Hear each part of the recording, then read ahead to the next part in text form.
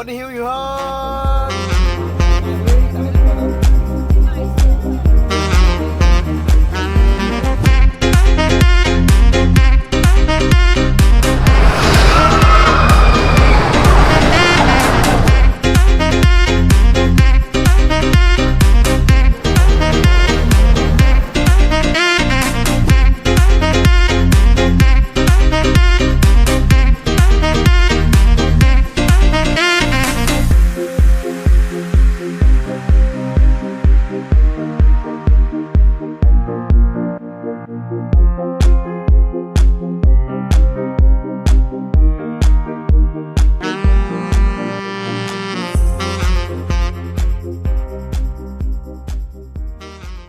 ตอนนี้เขาก็มาฮอดบานาฮิล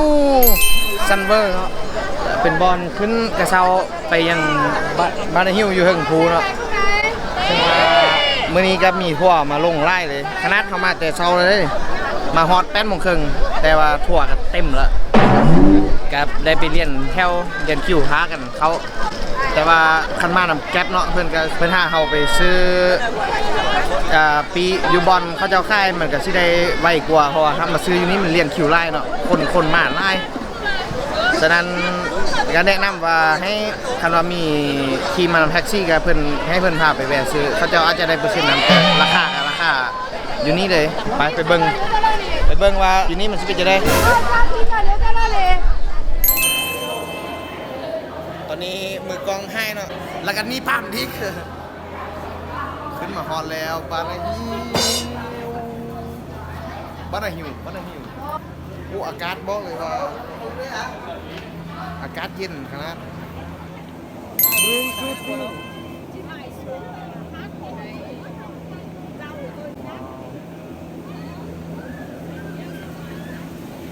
วิวข้างล่างของเราก็จะเห็นเป็นเมืองดานังทางเมืองเลยคิดว่าค่าเป็นกระเช้าที่มีแลนแบบเส้นเดียวเลยแบบทางตรงอยู่ระยะห่างอยู่ 5,800 เมตรซึ่งว่าจะบ่มีบอลยุดพักเนาะจะบ่มีสถานียุดพักแล้วก็เป็นซึ่งว่าบาราฮิลนี่ก็เป็นเมืองห่างจากเมืองดานังนี่ก็40 กิโลก็ขี่มาก็เป็นประมาณชั่วโมงหนึ่งที่ว่าคนเวียดเพิ่นขี่ซาฉะนั้นวิวนี้บอกเลยว่างามอันนี้ต้องแนะนำให้มาเองเลยปั่นอยู่ยุโรปอากาศดีไปหมดดิไปเจอกันอยู่แล้ววันนี้เราก็สิได้ขี่รถไฟขึ้นไปบอลที่ลิ้นสวนสนุกก่อนเนาะไปเลาะสวนสนุกก่อนไปตอนนี้กำลังขึ้นไปกำลังขี่กระเช้าขึ้นไปบ่แม่นลงที่นี่เนาะขึ้นขี่กระเช้าขึ้นไปลิ้นดิสนีย์แลนด์ของเวียดนามเนาะเมื่อเป็นบอลแรกของเวียดนามเลยตอนนี้ขึ้นมาแล้วโมโหจะไปซอสใส่ตอนนี้เราอยู่ที่ขวามือเนาะและมันมีกระเช้าอยู่บนนี้เราชิดขึ้นไปฮึบมีแมปดิขึ้นไปบนไหนเขาใช่ไหมอยู่นี่เนาะต้องผ่านไงขี่กระเช้าอ๋อน่าจะขี่ต่อไปอีกมาบอลส่วนสนุกเลยนะ672 แมปซึ่งว่าก็ใช้เวลาไปบุรีเนาะทีมงานเราอยู่ตู้นั้นมันเลยเอาเลยพัดดีดิสนีย์แลนด์เวียดนามเกาหลี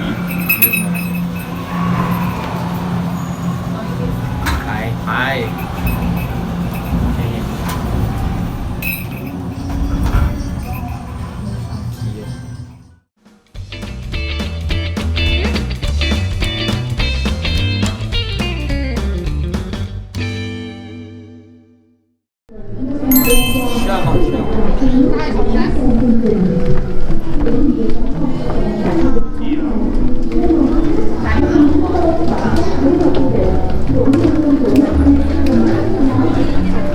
เนาะ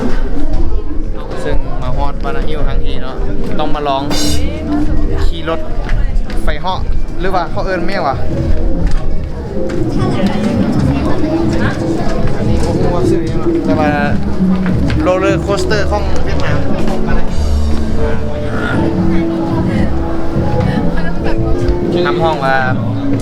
มันเนาะถ้าโดนก็จะเป็นต้องได้ห้าแล้ว มีมันมุ้ยเหือก มีมันบ่มีเพือกกินเพือกบ่ติดมันกินฟันบ่ติดเพือกผ่านมีความงามเนาะงาม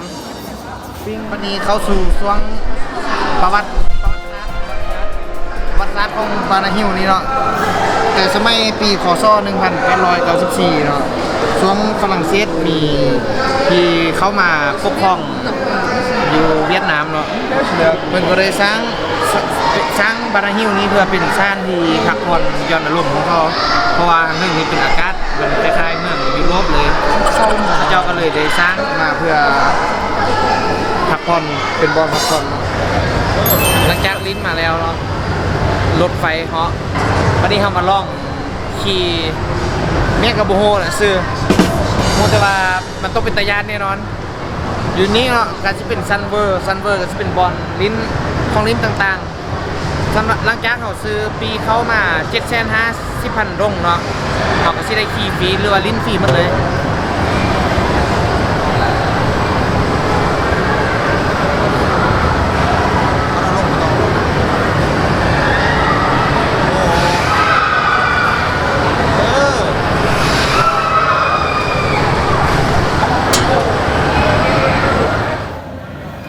ไม่จะได้ก่อนเหี่ยวยอดบ่โบเป็นตะยานเนาะเอาเราตอนนี้ทำมาฮอตซันเวอร์ก็มีคนมาให้พรีเวดดิ้งเนาะซึ่งว่าเรื่องนี้เป็นคือเมืองฝรั่งเป็นคือยุโรปมีความงามนะซึ่งก็มีครูบ่าวสาวเนาะที่มื้อนี้เพิ่นได้มาให้พรีเวดดิ้งกับคอนเกรเรชั่นนำเพิ่นเนาะก็มีความหลากหลายผสมผสานกันไปเนาะในความเป็นยุโรปในการปกสร้างบ้านเรือนต่างๆก็เป็นยุโรปเพราะว่าเคยฝรั่งปกครองมาเนาะเป็นฝรั่งผู้สร้างเริ่มต้นเป็นผู้สร้างผู้คนเหนือไล่เป็นบอลจุดไทยของเป็นไฮไลท์เลยเนาะซันเบอร์เป็นหน่วยโลกโคตรงามโคตรยินยิกการก็โคตรดี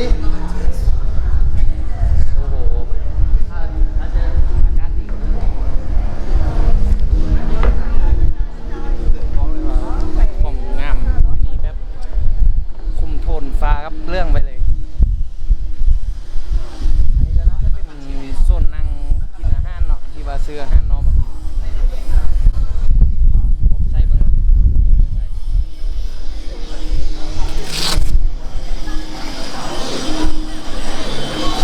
เอาปรุงย่างได้ปะเอาลองย่างขึ้นมึง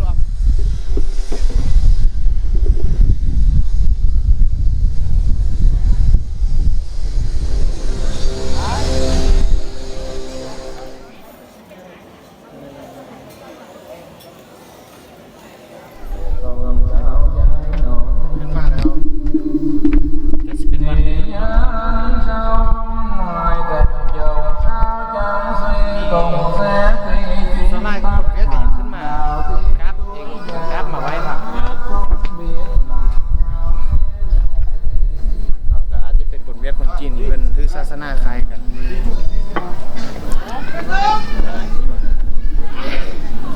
โอ้แต่วิวก็งามวิวก็จะเห็นเมืองดานังมาเลยครับเ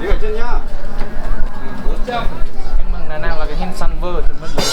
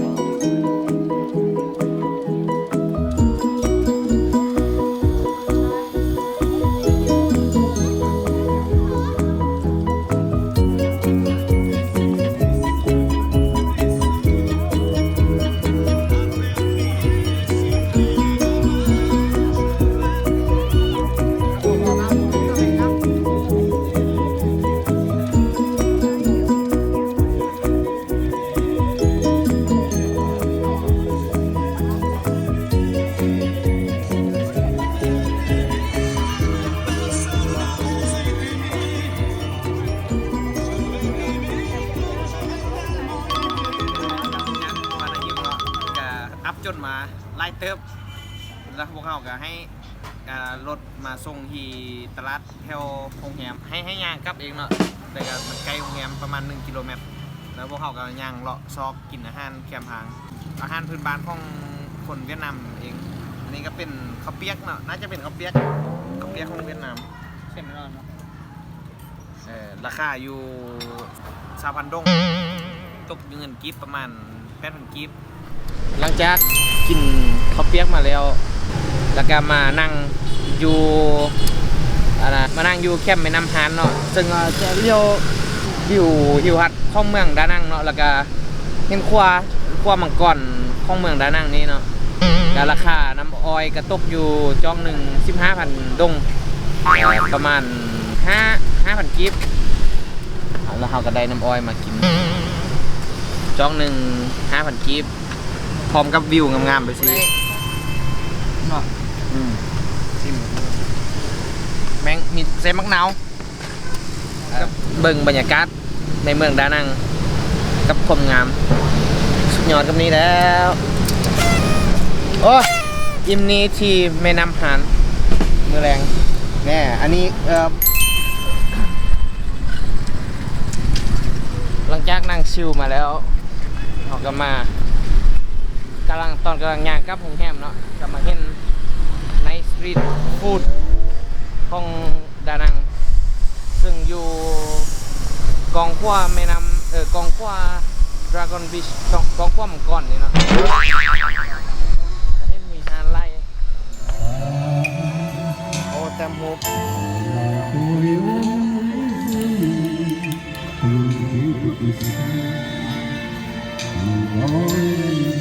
เป็นการศิลปะแคมทางเนาะแตมโฮป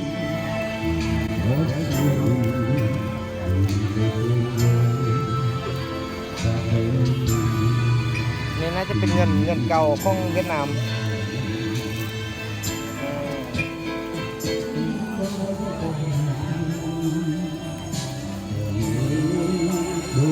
อ๋อมีคาราโอเกะเยอะ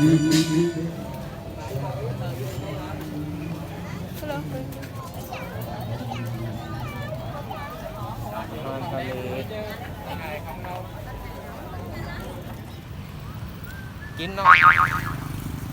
น่าจะเป็นอันสุดท้ายให้กินในมื้อนี้แล้วหมดเพียงเท่านี้กับ EP ที่2บ้านน้ำหิว